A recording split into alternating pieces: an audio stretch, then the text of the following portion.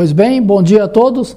É com grande satisfação que damos início a mais um painel tributário preparado pela equipe técnica da CCA Bernardon. Eu me chamo Reginaldo da Silva dos Santos, vou tratar da legislação federal. Na sequência, o colega Luiz Antônio irá tratar da legislação estadual. E, por último, o colega André irá falar da legislação previdenciária. No tocante à legislação federal, o assunto que a gente traz para abordar os senhores aí diz respeito à medida provisória número 1152, de 28 de dezembro, que foi publicada no dia 29 de dezembro no Diário Oficial. Essa medida provisória ela dispõe sobre as regras de preço de transferências. Então, dentro dessa novo conceito, essas novas regras de preço de transferência previstas na medida provisória, elas têm por objetivo melhorar a questão de apuração dos preços de transferência por parte da legislação brasileira, tendo em vista que em outros países essas regras são mais brandas, né? Então, aqui no Brasil, elas não seguem de forma muito rígida o princípio arm's length, que é o princípio que prevê que toda transação entre partes relacionadas ela tem que ser realizada como dentro das normas, como se fosse uma parte não relacionada. Então, essas regras preço de transferência atuais, elas são, de certo ponto, um pouco rígidas, até mesmo alguns métodos que ali tem, que exigem margem de lucros de 40%, de 20%, de 30%. Então, não se coaduna com o que é aplicado em outros países. Então, o Brasil, para se melhor adequar em termos internacionais, ele vai estar propondo essa mudança nos preços de transferência. Nós vamos ver mais adiante que essa mudança ela não vale para 2022, ela pode valer para 2023 para algumas empresas ou a partir de 2024. E o que muda? Basicamente, assim, a medida provisória é extensa, tem alguns métodos novos de apuração dos preços de transferência, mantém os já atuais, alguns, e tem alguns métodos novos. Tem regras também ligadas aos commodities intangíveis, né? Nós temos também novas normas ligadas ao tratamento especial para serviços intragrupo e contratos de compartilhamento de custos. E também uma das alterações prevê que aquela exigência de apuração de preço de transferência em relação às operações praticadas com países chamados paraísos fiscais ou que tributem a renda abaixo do limite do percentual de 20%, esse percentual, que é atualmente pelas normas atuais de preço de transferência de 20%, vai cair para 17%, o que vai abrandar um pouco, então, a relação de intercâmbio importação e exportação com alguns países. Hoje a legislação dos preços de transferência obriga que todo contribuinte que importe ou exporte para países que tribute a renda abaixo de 20% tem que apurar preço de transferência.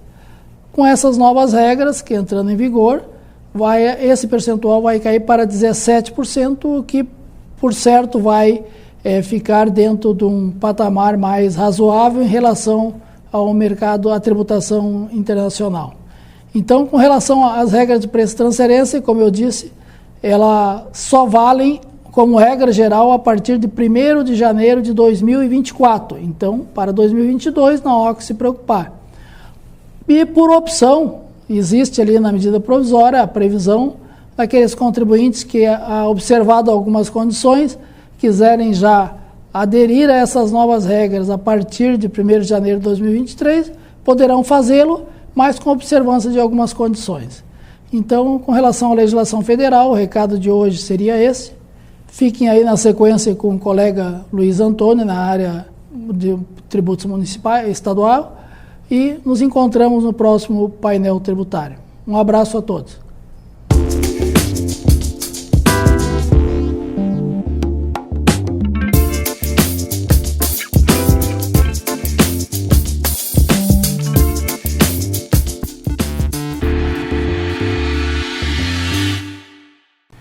Bom dia a todos. Agora passamos a tratar de assuntos vinculados à tributação do ICMS do Estado do Rio Grande do Sul. O primeiro assunto refere-se a um programa de autorregularização. Conforme a notícia publicada no site da Secretaria da Fazenda do Estado, no dia 5 de janeiro de 2023, a Receita Estadual está promovendo mais um programa de autorregularização aos contribuintes do ICMS e teve início em um projeto piloto realizado no setor de supermercados, desenvolvido pela Delegacia da Secretaria da Fazenda de Canoas. O programa alcança os comerciantes varejistas e tem como foco valores de ICMS submissão tributária destacados em notas fiscais emitidas por contribuintes do Simples Nacional sem a declaração ou arrecadação correspondente. As análises do fisco foram efetuadas no período compreendido entre 1º de janeiro de 2018 e 31 de outubro de 2022. Então, é importante o atendimento ou mesmo a análise dos apontamentos da fiscalização estadual, considerando que se trata de indícios de redução do valor mensal relativo ao ICMS submissão tributária, mas que poderá ser objeto de esclarecimento por parte do contribuinte, caso não se confirmem os apontamentos fiscais realizados pelo fisco. Havendo concordância, então, com as divergências relacionadas, o contribuinte tem a oportunidade de regularizar as pendências até 28 de fevereiro de 2023. No entanto, se não for dada a devida atenção ou não forem tomadas as devidas providências, o contribuinte ficará sujeito à abertura de ação fiscal com imposição de multa de ofício que pode chegar a 100% do valor das diferenças do ICMS não recolhidas aos cofres públicos estaduais. Outro assunto importante noticiado na semana passada também foi que o governo decidiu prorrogar o regime simplificado de apuração do ICMS para bares, restaurantes e estabelecimentos similares. Ele prorrogou de 31 de dezembro de 2022 para 31 de dezembro de 2023. Conforme informações da Secretaria da Fazenda do Estado, veiculadas logo após a publicação do decreto, o regime é opcional em relação ao regime normal de tributação ou de apuração e veda o aproveitamento de quaisquer créditos de ICMS ou de benefícios fiscais. As empresas que aderirem também ficam dispensadas da realização do ajuste da tributação do ICMS relativamente às mercadorias sujeitas à substituição tributária do imposto, independentemente do limite de faturamento. Além disso, também estão previstas ações de estímulos à regularização e de combate à informalidade, como, por exemplo, a celebração de pactos setoriais e a participação ativa nos programas de cidadania fiscal.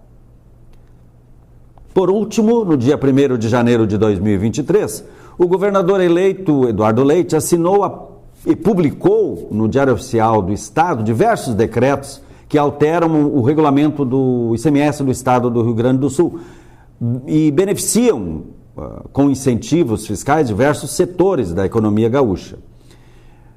Assim, nós recomendamos que o contribuinte consulte o resumo de cada decreto elaborado pela Secretaria da Fazenda do Estado e que nós divulgamos no semanário, que é um informativo da CCA Bernardon, o semanário número 2, relativo à segunda semana de janeiro, que está disponível no site da nossa empresa, no site da CCA Bernardon, www.cca.com.br. Então, como você pode ver na tela à sua frente, o quadro demonstrativo dos decretos assinados e publicados no dia 1º de janeiro tratam especialmente do seguinte: diferimento do ICMS, tendo uma alteração vinculada à atualização da NCM, que é o código do IPI, da tabela do IPI, e novas hipóteses de aplicação do benefício. Outro decreto trata de medicamento quanto à isenção no tratamento do câncer. Outro, novamente sobre isenção de medicamentos, mas para entidades beneficentes. Outro, veículos de combate a incêndio. Houve uma prorrogação da base de cálculo reduzida que já estava prevista para as operações com esses veículos. Uma alteração importante é quanto à prorrogação da base de cálculo reduzida para as saídas de arroz beneficiados. Ou seja, nós temos operações com arroz beneficiado do Rio Grande do Sul para Santa Catarina, Paraná, São Paulo, Rio de Janeiro e Minas Gerais, em que se aplica uma carga tributária de 7%. Para os demais estados, uma carga tributária de 4%. E nesse caso, aplica-se então a redução da base de cálculo para se chegar nessa carga tributária. Então, houve a prorrogação desse benefício que estava limitado até 31 de dezembro de 2022.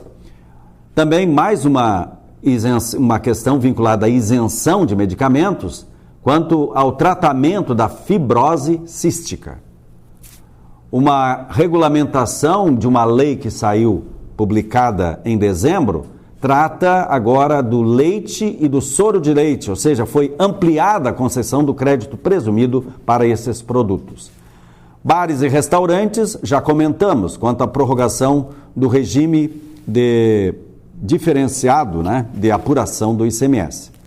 Também tivemos outro decreto tratando do crédito presumido concedido para os suínos, o abate de suíno. Houve uma supressão de determinada restrição a este benefício.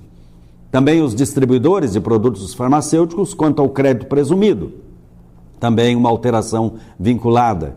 Aveia e farinha de aveia, crédito presumido foi ampliado, então houve ampliação de percentuais. E-commerce também tem crédito presumido e teve revogado algumas condições. Então, quem se envolve com este benefício deve verificar o decreto 56.827. Mais um decreto para medicamentos quanto à isenção, desta vez vinculada a órgãos da administração pública. E também teve alteração na isenção dos veículos destinados aos taxistas. E, por último, as saídas de alho. Então, houve remissão e anistia do crédito tributário quando incidente nestas operações. Então, nós temos, no caso, neste demonstrativo, a indicação dos decretos e, por último, a informação de que eles estão disponíveis no site da Secretaria da Receita Estadual, no caso, www.cefaz.rs.gov.br. Bom, depois de comentar tantas alterações, apenas por títulos ou flashes, se a sua empresa tem atividade vinculada aos benefícios e alterações mencionadas neste quadro, então verifique, através do número do decreto correspondente, as demais informações, prazos e condições que cada uma das alterações promoveu e sua correspondente regulamentação. Então, eram estas as informações da área fiscal, especialmente em relação ao ICMS, que gostaríamos de transmitir aos senhores. Desejamos a todos um bom dia e uma ótima semana a todos e até o próximo painel tributário da CCA.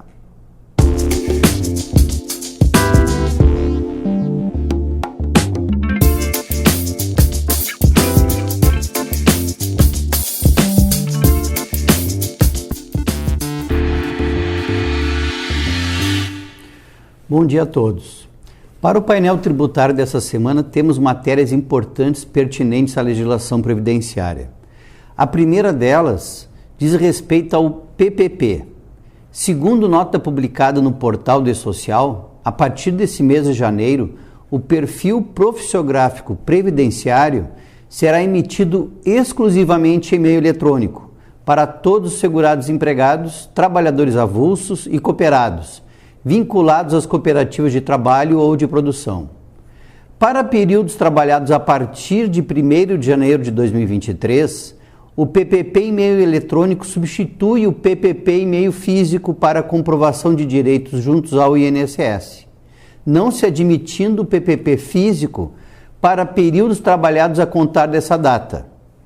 Considerando a necessidade de incorporar as alterações da versão S1.1 do E-Social, o PPP eletrônico estará disponível para visualização do segurado no site ou aplicativo Meu INSS a partir de 16 de janeiro de 2023, data da implantação da referida versão. Segundo nota publicada pelo Ministério do Trabalho e Previdência, o sistema para as empresas consultarem o valor do fator acidentário de prevenção, bem como apresentarem contestação e recurso ao FAP atribuído a cada estabelecimento, foi modernizado para garantir melhor fluidez nas consultas, adequar a estrutura às novas tecnologias disponíveis e alterar a forma de acesso. A partir do dia 15 de janeiro próximo, a aplicação antiga será descontinuada e a consulta aos elementos do FAP, assim como o cadastramento e o acompanhamento das contestações e recursos, serão feitos somente por meio da conta gov.br. De acordo com a nota, a mudança decorre da necessária modernização tecnológica do sistema FAP Web e da utilização de autenticação dos usuários a partir do sistema atualmente utilizado em diversos serviços públicos, qual seja a conta gov.br, tornando o serviço mais acessível e eficiente. No final do ano passado foi publicada a Lei 15.911, que instituiu novos valores de piso salarial para o estado do Rio Grande do Sul. O piso gaúcho, que será aplicado a partir de fevereiro de 2023, irá variar de R$ 1.443,94 a R$ 1.829,87. Importante lembrar que o piso gaúcho não se aplica às categorias profissionais que possuírem lei, convenção ou acordo coletivo que lhes assegure piso salarial. Ainda em se tratando de salário mínimo, recomendamos ficarem atentos, pois o novo presidente prometeu majorar o valor atual de R$ 1.302 para R$ 1.320. Se isso acontecer, haverá modificação na tabela de desconto progressivo do INSS do trabalhador. Aproveitando que estamos tratando de tabela de descontos previdenciários, informamos que, segundo nota publicada no portal do E-Social, a recepção dos eventos S1200 do mês de janeiro de 2023 será suspensa até que seja publicada a portaria governamental que reajusta as faixas salariais que definem as alíquotas de desconto previdenciário do segurado e o direito à percepção do salário família para 2023. Tal medida se faz necessária porque o E-Social precisa da tabela de alíquotas atualizada para retornar os eventos de totalização S5001 para os empregadores. Já a transmissão dos eventos de desligamento, que é o S2299, e término do trabalho sem vínculo de emprego, S2399, não será bloqueada. No entanto, caso a portaria com as novas alíquotas seja publicada com vigência retroativa, caberá ao empregador realizar, antes do fechamento da folha desse mês, a retificação dos eventos que já foram transmitidos, para considerar os valores devidos pelos empregadores. Quanto à folha de pagamento de janeiro de 2023, dos módulos simplificados, abrangendo domésticos, segurados especiais e microempreendedores individuais, essa será disponibilizada somente após a publicação da referida portaria. Até o ano de 2022, o declarante estava obrigado a informar a situação sem movimento a cada mês de janeiro, caso essa condição se mantivesse. A partir do ano de 2023, de acordo com a alteração promovida em dezembro no Manual de Orientação do E-Social, da versão S1.1, não há mais essa obrigação. Também informamos que foi instituído o Código de Receita 6.092, Contribuições Previdenciárias, recolhimento exclusivo pela Justiça do Trabalho, para ser utilizado em DARF no recolhimento da contribuição previdenciária referente a ações trabalhistas de que resultarem pagamentos de direitos sujeitos à incidência de contribuição previdenciária. Outra questão que nós já havíamos comentado em nossos encontros do ano passado trata da DIRF. As empresas ainda precisarão, ao menos em relação ao ano de 2022, entregar a DIRF. Para tanto, informamos que já se encontra disponível no site da Receita Federal do Brasil o programa gerador da declaração do imposto de renda retido na fonte relativamente ao ano base 2022, exercício 2023. O PGD DIRF 2023 deverá ser utilizado para apresentação das declarações relativas ao ano calendário de 2022, situação normal, e das relativas ao ano calendário de 2023, nos casos de situação especial.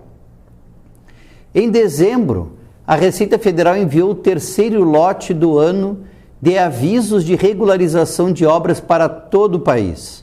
Foram ao todo 10.978 cartas de aviso, com prazo de regularização até 31 de janeiro de 2023.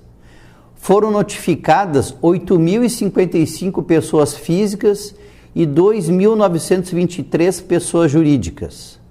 A regularização da obra é necessária para obtenção de certidão negativa. No Rio Grande do Sul, apenas nesse terceiro lote foram enviadas 894 cartas para pessoas físicas e jurídicas. No total dos três lotes, 3.484 contribuintes gaúchos receberam o aviso para regularizar suas obras. A certidão de regularidade fiscal de obra de construção civil certifica a regularidade dos pagamentos de contribuições sociais referentes a uma obra inscrita no CNO, que é o Cadastro Nacional de Obras, e regularizada pelo Serviço Eletrônico para Aferição de Obra, que é chamado SERO. Os avisos para regularização de obra desse lote foram direcionados a pessoas físicas e jurídicas que executaram obras de construção civil com alvará ou habite-se expedidos no segundo trimestre de 2018. Através da solução de consulta número 68, a Receita Federal reiterou o seu entendimento de que são tributados na forma do anexo 3 da Lei do Simples os serviços de instalação, manutenção e reparação prestados por optante do Simples Nacional, mas desde que o contratado não seja responsável por construir o imóvel ou executar a obra de engenharia. Segundo a solução de consulta, os serviços contratados e tributados no anexo 3 não se sujeitam à retenção previdenciária. E para encerrar o painel tributário dessa semana, gostaria de informar que, segundo a solução de consulta número 63 da Receita Federal, os valores pagos para ressarcimento de despesas arcadas pelos empregados com internet e consumo de energia elétrica, em decorrência da prestação de serviço no regime de teletrabalho, não devem ser incluídos na base de cálculo das contribuições previdenciárias, nem na base de cálculo do imposto de renda da pessoa física. Para a caracterização do aspecto indenizatório dos valores percebidos, o beneficiário deve comprová-los, mediante documentação hábil e idônea, afastando, por conseguinte, a incidência das contribuições previdenciárias e do imposto de renda retido na fonte da pessoa física. A referida solução de consulta ainda esclarece que os valores pagos para ressarcimento de despesas arcadas pelos empregados com internet e consumo de energia elétrica, em decorrência da prestação de serviço no regime de teletrabalho, necessárias atividades da empresa e a manutenção da fonte produtora, podem ser consideradas como dedutíveis na determinação do lucro real, desde que o beneficiário comprove, mediante documentação hábil e idônea, os valores despendidos. Com essas informações, concluímos o painel tributário da CCA Bernardon de hoje. Desejamos a todos uma ótima semana.